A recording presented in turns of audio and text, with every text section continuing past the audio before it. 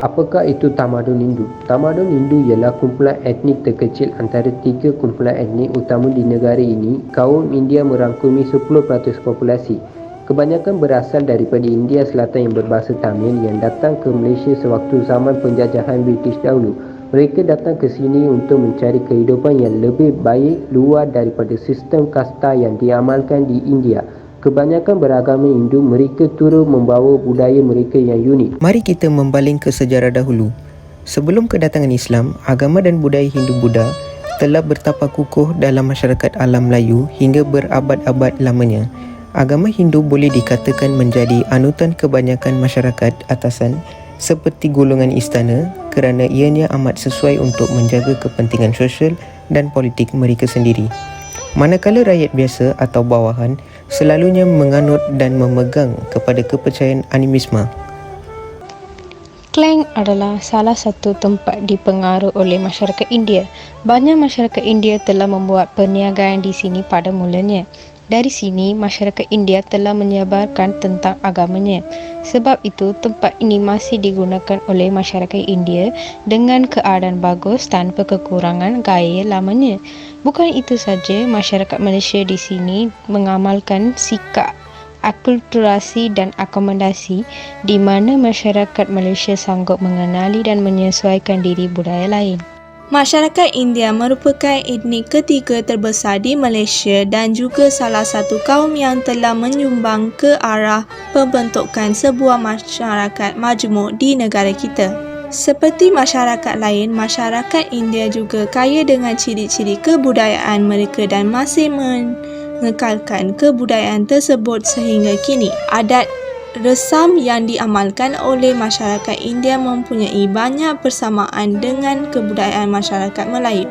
Ini jelas terlihat dalam aspek kelahiran dan perkahwinan. Masyarakat India terdiri daripada pelbagai suku kaum. Justru itu maklumat berikut hanya memaparkan adat resam masyarakat India secara umum. Dalam adat perkahwinan, pasangan yang berkahwin dikatakan raja sehari dan diadakan upacara bersanding sebagai kemuncak bagi upacara tersebut. Pasangan ini akan diletakkan di atas pelamin tanpa bergerak-gerak. Upacara persandingan seolah-olah menjadi satu kewajipan, sedangkan persandingan itu merupakan adat Hindu yang mengagung-agungkan Dewa Rama dan Dewi Sita. Dengan sebab inilah pengantin baru digelar sebagai raja sehari. Penggunaan sirih pinang, beras kunyit merupakan pengaruh Hindu dan penggunaan beras kunyit ialah bertujuan memberi semangat kepada pengantin berdasarkan kekuningan semangat padi. Berinai dalam perkahwinan Melayu seakan menjadi kewajipan. Istiadat berinai adalah antara tradisi dalam perkahwinan Melayu yang boleh dikategorikan kepada 3 acara, iaitu berinai curi, berinai kecil dan berinai besar. Walaupun unsur-unsur budaya ini dikekalkan, namun ianya disesuaikan dengan lunas-lunas agama Islam kerana tidak bertentangan lunas Islam. Corak lukisan inai di atas tangan kalangan masyarakat Melayu bermula sejak beberapa tahun sebelum ini. Gaya terbaru ini adalah pengaruh daripada budaya Hindu di India dan Islam di Pakistan, Mesir, Iran dan Israel.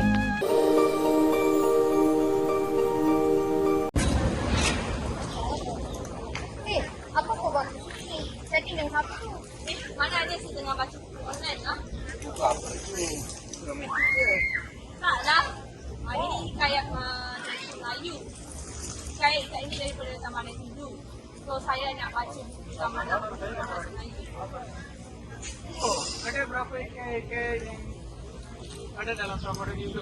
Ada 2 jenis pengaruh hikayat Tamadun Hindu. Ialah pengaruh Mahabharata, iaitu hikayat Pandawa 5, hikayat Pandawa Jaya, hikayat Sang Sambah, hikayat Lang Lang Buana dan pengaruh Ramayana iaitu hikayat Sri Rama. Perkataan kesusastraan itu sendiri berasal daripada bahasa Sanskrit yang bererti kitab suci atau cerita. Pada peringkat awal, pengaruh kesusastraan India dalam bahasa Sanskrit dapat melihat dalam bentuk puisi atau prosa Jawa.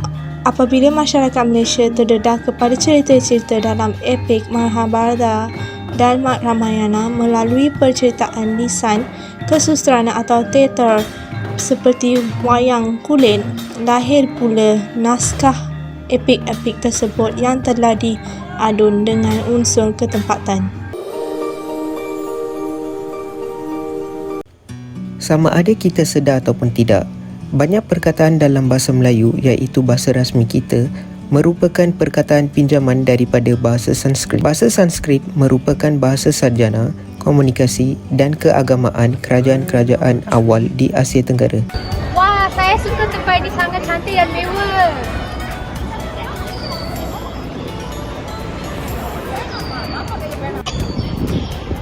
Oh, saya rasa sangat gembira kat sini. Hai Sita, awak datang dengan siapa? Saya datang dengan keluarga saya. Hati-hati ya, bagi dekat sini ya. Seperti Datuk Paduka Tan Sri, Baginda Raja dan Perdana Menteri merupakan perkataan-perkataan gelaran yang kita gunakan dalam urusan rasmi kita.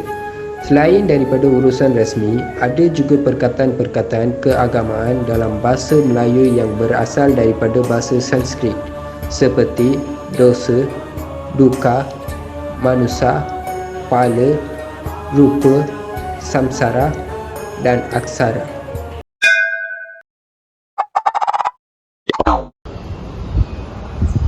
Nabi, apa kau bawa dekat sini? Online class ke?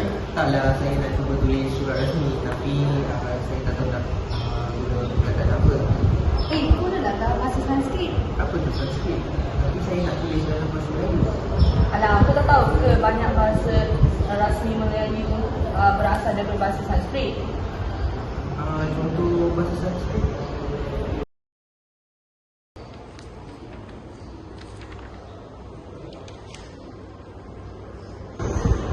Dah, saya buat surat ni.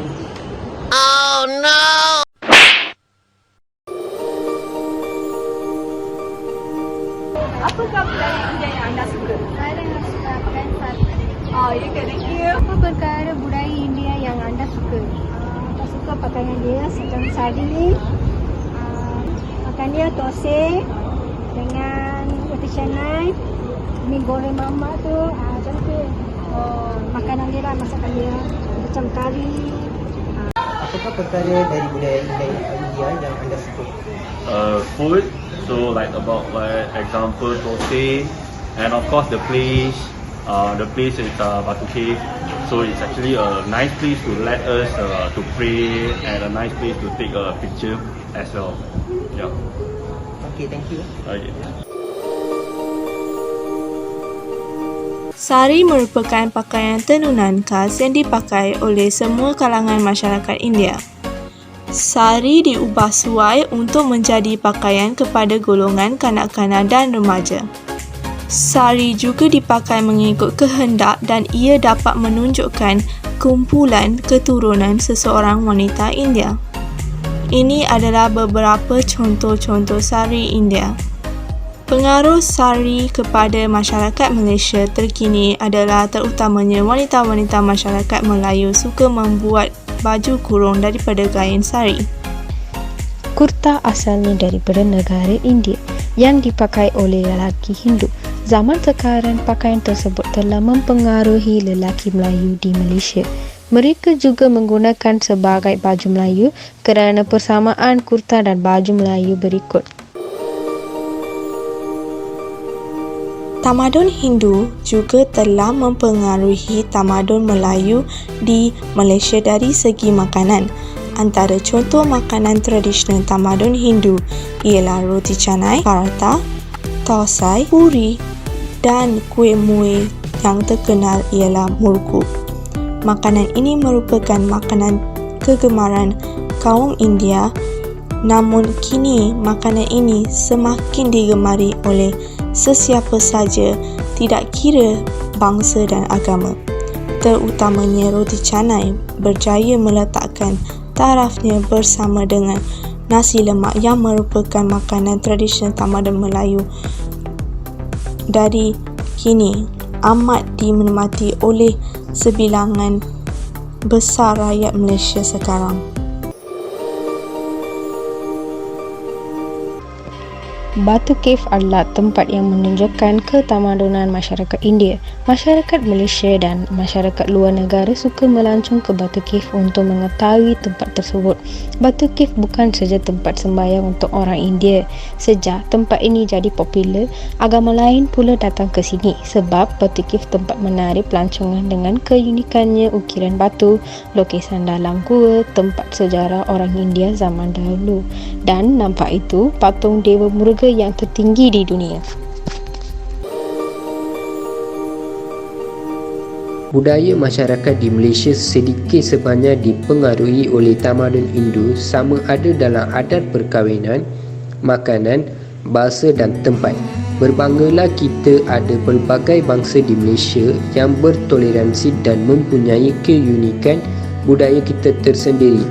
Sekian, terima kasih.